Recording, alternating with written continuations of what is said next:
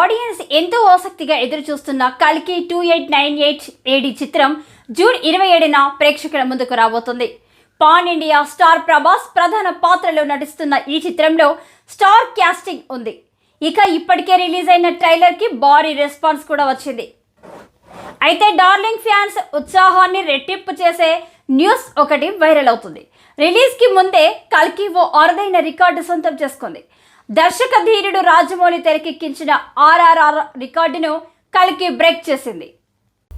Overseas లో ఈ cinema pre sales ఇప్పటికే ప్రారంభమైనట్లు సమాచారం. ఉత్తర అమెరికాలో RRR నెలకొల్పిన రికార్డును తాజాగా కల్కి బద్దలు కొట్టింది.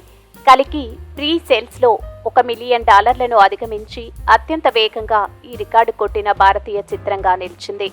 RRR కంటే తక్కువ రోజుల్లో ఈ మైలురాయిని సాధించింది కల్కి. ఇదే జోరు కొనసాగిస్తే ఈ చిత్రం విడుదలకు ముందే సులువుగా 2 మిలియన్లకు పైగా వసూలు చేస్తుందని అంచనా వేస్తున్నారు.